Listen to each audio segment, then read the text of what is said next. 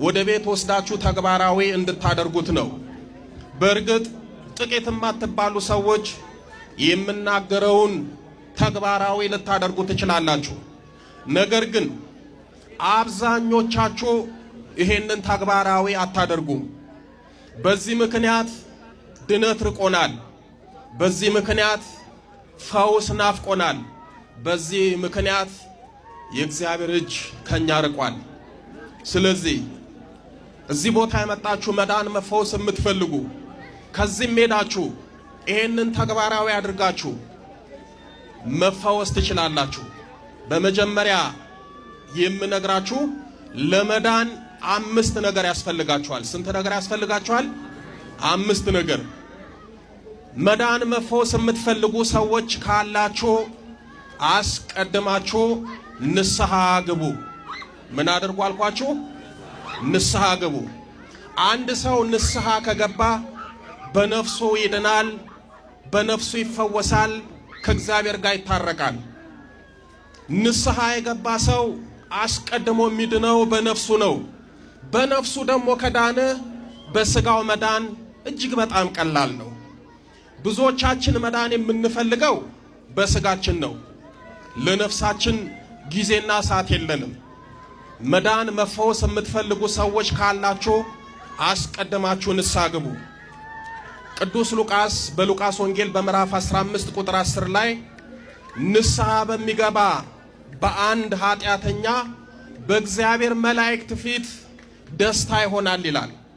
ንስሐ ስትገቡ አይደለም እናንተ በእግዚአብሔር ፊት ቅዱስ ቅዱስ እያሉ የሚያመሰግኑት ቅዱሳን መላእክት ይደሰታሉ። ቅዱሳን መላእክት ሐሴት ያደርጋሉ። ስለዚህ ንስሐ ገባችሁ ማለት በነፍሳችሁም በስጋችሁም ትድናላችሁ። ጥበበኛው ሰለሞን በመጽሐፈ ምሳሌ በምዕራፍ 28 ቁጥር 13 ላይ ኃጢአቱን የሚሰውር አይለማም፣ የሚናዘዛት የሚተዋት ግን ምሕረትን ያገኛል ይላል። ኃጢአቱን የሚተው የሚናዘዝ የእግዚአብሔርን ምሕረት ያገኛል፣ ወይም ደግሞ እግዚአብሔር ያድነዋል፣ ይፈውሰዋል ማለት ነው። ስለዚህ መፈወስ ከፈለጋችሁ የእግዚአብሔርን ምሕረት ከፈለጋችሁ ንስሐ ግቡ። በዚህ በትንቢተ ሕዝቅኤል በምዕራፍ 18 ቁጥር 30 ላይ የብዙዎቻችን ችግር የሆነውን ቃል እግዚአብሔር ልንገራችሁ። ኃጢአታችሁ በሉ እስኪ እንቅፋት እንዳይሆንባችሁ ከኃጢአታችሁ ሁሉ ተመለሱ። ኃጢአት ምን እንዳይሆንባችሁ? እንቅፋት እንዳይሆንባችሁ። ኃጢአት ንስሐ አለመግባት ለድነት ትልቅ እንቅፋት ነው። ስለዚህ የራሳችን ኃጢአት ለራሳችን ድህነት ለራሳችን ፈውስ እንቅፋት እንዳይሆንብን ንስሐ እንግባ። ሁለተኛው ጸልዩ። ምን አልኳችሁ? ጸልዩ። ጸልዩ ብቻ አይደለም። ቅዱስ ጳውሎስ በአንደኛ ተሰሎንቄ በምዕራፍ 5 ቁጥር 17 ላይ ሳታቋርጡ ጸልዩ አለ። ምን ሳታደርጉ? ሳታቋርጡ። ጠዋትና ማታ ባላችሁ ጊዜና ሰዓት ጸሎትን ሳታቋርጡ ሳትተዉ በርትታችሁ ጸልዩ። የምትጸልዩ ከሆነ እግዚአብሔር ይሰማችኋል።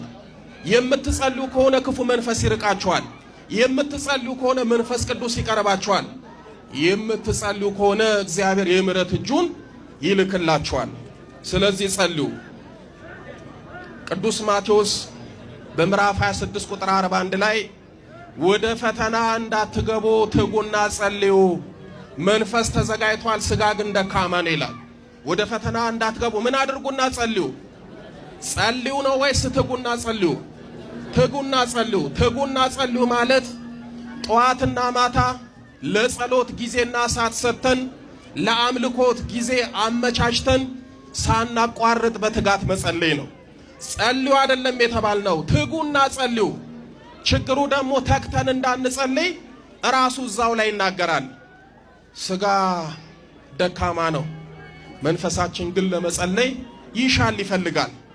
ብዙዎቻችሁ ማታ ለመጸለይ መንፈሳዊ ሞራል ያድርባችኋል። ሲመሽ ግን ጸሎቱን ትተዋላችሁ። ጠዋት ለመጸለይ ትፈልጋላችሁ፣ መንፈሳዊ ሞራል አላችሁ። ሳትጸልዩ ከቤታችሁ ውልቅ ብላችሁ ትወጣላችሁ። እኔ ብዙ ጊዜ የምናገረው አንድ ነገር አለ። ጊዜ የለኝም፣ አይመቸኝም እንደው የተጣበበ ጊዜ ነው ያለኝ እምትሉ ሰዎች እንደው በመብርሃን አደራ ነው መላችሁ ብታጡ ለሁለት ጸሎት ጊዜ አትጡ። ለስንት አልኳችሁ? ለሁለት ጊዜ የሌላችሁ ሰዎች ማታ ከመተኛታችሁ በፊት የዕለት ውዳሴ ማርያም አድርሳችሁ ቅድስት ሆይ ለምኝልን ብላችሁ እናታችሁን ድንግል ማርያምን ተማጽናችሁ ተኙ። ውዳሴ ማርያም የሚጸልይ እመቤታችን ትሰማዋለች። ውዳሴ ማርያም የሚጸልይ ከእመቤታችን በመልጇ የሚያጣው ነገር የለም። ስለዚህ እመቤታችንን በውዳሴ ማርያም ያዙ። ዛሬ እኛ በቀን አንድ ጊዜ ውዳሴ ማርያም ለመጸለይ እመቤታችንን ለማመስገን ቅድስት ሆይ ለምኝልን ለማለት ጊዜ የለንም። እነ ቅዱስ ኤፍሬም እመቤታችንን በቀን 64 ጊዜ ነበረ የሚያመሰግኗት። ስንት ጊዜ አልኳችሁ? 64። በቀን አንድ ጊዜ ውዳሴ ማርያም የማንጸልይ ሰዎች እመቤታችን በቅዱስ ኤፍሬም አይን ካየችን ስለ እውነት በፊቷ ከገለባ ይልቅ እንቀላለን፣ ፍሬ ቢስ እንሆናለን። እመቤታችንን ያዟት። ዝም ብሎ እመቤታችንን እወድሻለሁ፣ አከብርሻለሁ፣ የአምላክ እናት ነሽ እያሉ መጥራት ሳይሆን እንደ አባቶቻችን ውዳሴ ማርያም እያደረሳችሁ ጥሯት። ሌላው ጊዜ ሌላችሁ እንደው ነገ ብትሞቱ ለፍርድ የምትቆሙት ሥላሴ ፊት ነው። ስለዚህ ጊዜ ከሌላችሁ ቢያንስ ጧት ሰይፈ ሥላሴን ጸልያችሁ ጡ። ምን ጸልያችሁ ጡ? ሰይፈ ሥላሴ። ሰይፈ ሥላሴን የሚጸልይ ሰው መጽሐፉን ተመልከቱት፣ መቅድሙን አንብቡት። አጥርጥሶ ድንበር አፍርሶ የሚመጣውን ጠላት አጋዕዝተ ዓለም ሥላሴ ያርቁለታል። ዛሬ ስለማንጸልይ ነው ሕይወታችን ሁሉ የተመሰቃቀለው፣ በክፉ መንፈስ ግራ የተጋባ ነው። ሰይፈ ሥላሴን የምትጸልዩ ሰዎች ልብ ብላችሁ አዳምጦኝ። መተት እሱ ላይ አይሰራም፣ ቢሰራም ይፈታለታል፣ ቢታደስበትም ይርቅለታል። ሥላሴን የያዘ ሰው ምንም አይሆንም። አባ ስብሐት ለአብ የተባሉ የጎንደር ጻድቅ ይህንን መጽሐፍ ሲጸልዩት ለመጀመሪያ ጊዜ ደርሰውት መጽሐፉን ሲያነቡት በጣም ይገርማቸዋል። ሰይፈ ሥላሴን ሲጸልዩ አጋንንት አይኑ ሲፈርጥ ወገቡ ሲቆመጥ አይተው ይሄማ ምን ጸሎት ነው? የሥላሴ ሰይፍ ነው እንጂ አሉት። በዛው ሰይፈ ሥላሴ ተባለ። ስለዚህ ከላይ ሥላሴን ከታች እመቤታችንን ከያዛችሁ ምን ትሆናላችሁ? ምንም። ግን የተቸገርነው ይህንን ሳናድርግ ቀርተን ነው። ለሥላሴ ጊዜ አጣን፣ ለድንግል ማርያም ጊዜ አጣን፣ ለጸሎት ጊዜ አጣን። ችግራችን፣ ፈተናችን፣ መከራችን በዛብን። ስለዚህ ጊዜ የሌላችሁ ሰዎች ይህንን አድርጉ። የበረታችሁ አርጋኖንን ብዙ ጊዜ አባታችን መልአከ መንክራት አስተምረዋል። አርጋኖን በማይታወቅበት ከ20 ከ30 ዓመት በፊት ምናልባት በገዳም ያሉ አባቶች ብቻ በሚጸልዩበት ዘመን አርጋኖንን ጸልዩ እያሉ አስተምረዋል። የእሳቸውን ትምህርት ሰምተው ከመቤታችን ጋር ተወዳጅተው ከመቤታችን ብዙ ነገር ያተረፉ ሰዎች አሉ። ዛሬም አርጋኖንን ጸልዩ፣ ሰይፈ መለኮትን ጸልዩ፣ ዳዊት ጸልዩ። የበረታችሁ ሰዎች ቅዱሳን መላእክት፣ ጻድቃን፣ ሰማዕታትንም ተማጸኗቸው። ለምሳሌ ዛሬ ሊቀ መላኩ ቅዱስ ሩፋኤል ነው አይደለ? በዚህ ቀን የበረታችሁ ሰዎች ድርሳኑን መጸለይ ካልሆነላችሁ ከቤት ስትወጡ የቅዱስ ሩፋኤልን መልኩን ጸልዩት። የቅዱስ ሩፋኤልን መልክ የሚጸልይ የቅዱስ ሩፋኤልን መላካዊ እርዳታ ያገኛል። ቅዱስ ሩፋኤል ይቆምለታል፣ ክፉ መንፈስንም ያሳድድለታል። የእነ ቅዱስ ሚካኤልን የሌሎቹንም እንደዚህ ያደረጋችሁ ጸልዩ። ሶስተኛ ስገዱ። ምን አድርጉ? ስገዱ። አባታችን ከ40 ዓመት በላይ ስለ አምልኮት ስግደት ሲያስተምሩ ምንድነው ደግሞ የአምልኮት ስግደት እንዲህ አይነት ስግደት አለ እንዴ እየተባለ ብዙ ውዝግብ በተነሳበት ጊዜ እሳቸው የአምልኮት ስግደት እያስተማሩ ዛሬ እንድትሰግዱ አድርጓቸዋል። በእርግጥ ቤተክርስቲያንም ስገዱ ትላለች። ነገር ግን ጧት ማታ ልክ ጸሎት እንደምትጸልዩት ሁሉ እየሰገዳችሁ ጉልበታችሁን ወዛችሁን መስዋዕት አድርጋችሁ አቅርቡ እያሉ ብዙ ዓመት አስተምሯል። ስለዚህ የበረታችሁ ስገዱ። ነቢየ እግዚአብሔር ቅዱስ ዳዊት በመዝሙር 96 ቁጥር 9 ላይ በቅድስናው ስፍራ በሉ እስኪ፣ በቅድስናው ስፍራ ለእግዚአብሔር ስገዱ። ለማን ስገዱ? ለእግዚአብሔር። የቅድስና ስፍራ የተባለው ቤተክርስቲያን ነው። የቅድስና ስፍራ የተባለው ቤታችሁ ውስጥ ያለው የጸሎት ቦታችሁ ነው። እዛ ቦታ ላይ ስገዱ። በነገራችን ላይ ስግደት ቀላል ነገር እንዳይመስላችሁ። የሚሰግድ ሰው ጉልበቱን፣ ወዙን፣ ድካሙን ለእግዚአብሔር መስዋዕት አድርጎ ነው የሚያቀርበው። የትኛውንም ገድለ ቅዱሳን ስትመለከቱ ቅዱሳን አባቶቻችን በእውነት በሰው ሕሊና በሰው ልቦና ሊታሰብ የማይችለውን አይደለም ለማሰብ ለመቁጠር እንኳን የሚከብደውን ስግደት ሲሰግዱ እናያለን። እንደው ለምሳሌ ልንገራችሁ፣ ብዙ ጊዜ እንደ ምሳሌ የምጠቀማቸውን አቡነ እስትንፋሰ ክርስቶስን ተመልከቱ።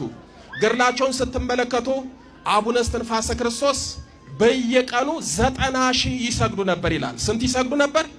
90,000። ዛሬ እኛ 90 ለመስገድ ጉልበትና አቅም አጥተናል። 90 ጊዜ ወድቆ ለመነሳት መንፈሳዊ ኃይልና ሞራል የለንም። አቡነ እስትንፋሰ ክርስቶስ በቀን 90,000 ስግደት ይሰግዱ ነበር። አንድ ሰው አቡነ እስትንፋሰ ክርስቶስ በየቀኑ 90,000 የሚሰግደው ስግደት እንደው 90,000 ልስገድ ካለ ስንት ጊዜ ይፈጅበታል የሚለው ቀላል ሂሳብ ልስጣችሁ። ይህንን ብታደርጉ የአቡነ እስትንፋሰ ክርስቶስን የስግደት በረከት ታገኛላችሁ። ለምሳሌ አንድ ሰው እንደው የበረታ የጎበዘ ሰው በቀን 250 ሰገደ እንበል። ስንት አልኳችሁ? 250 በየቀኑ ቢሰግድ በአንድ ወር ውስጥ ስንት ቀን አለ? 30 ቀን።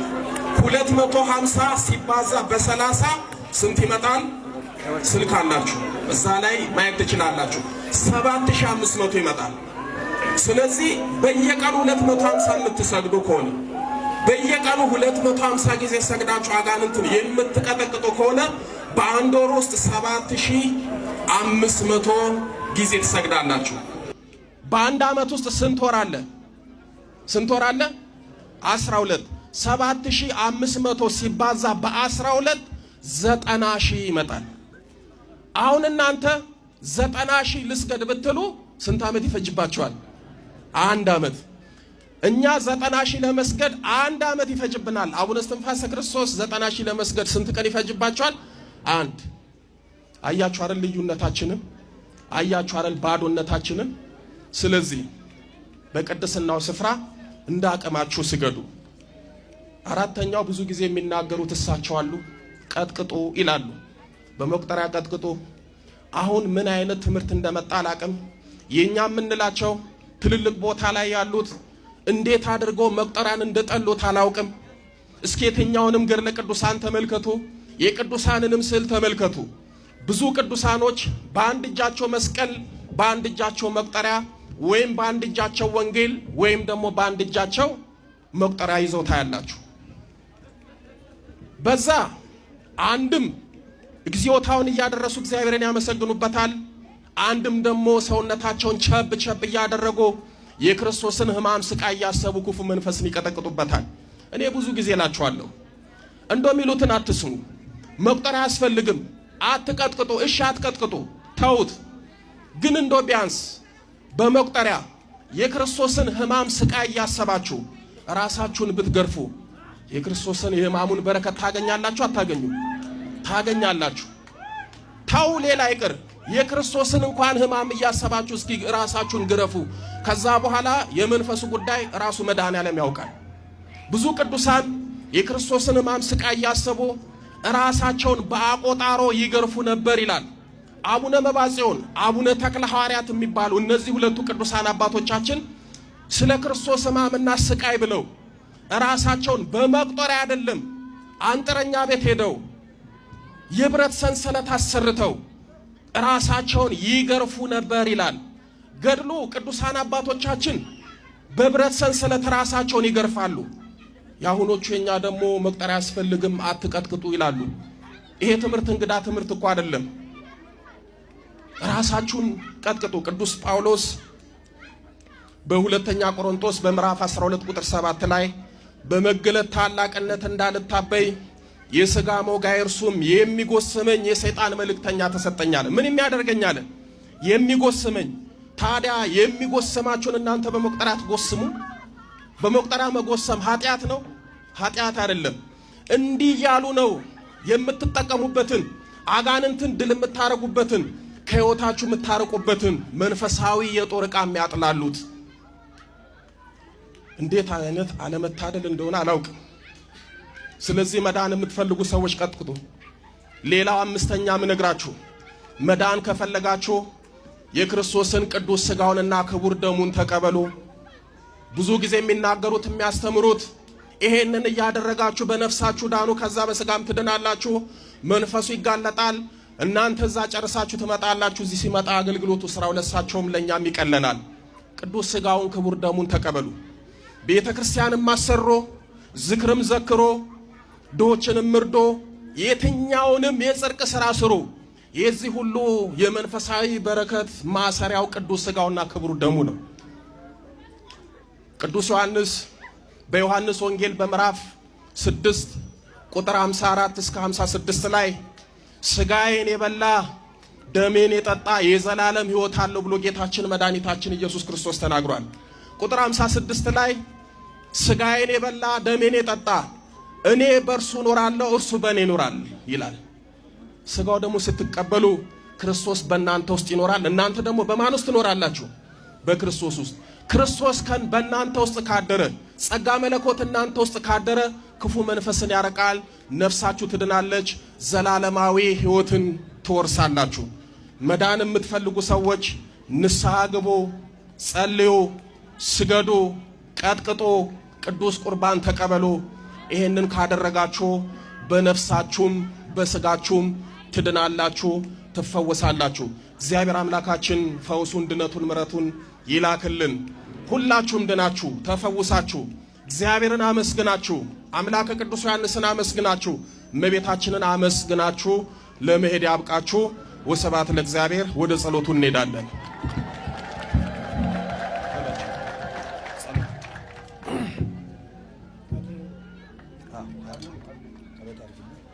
አቤቱ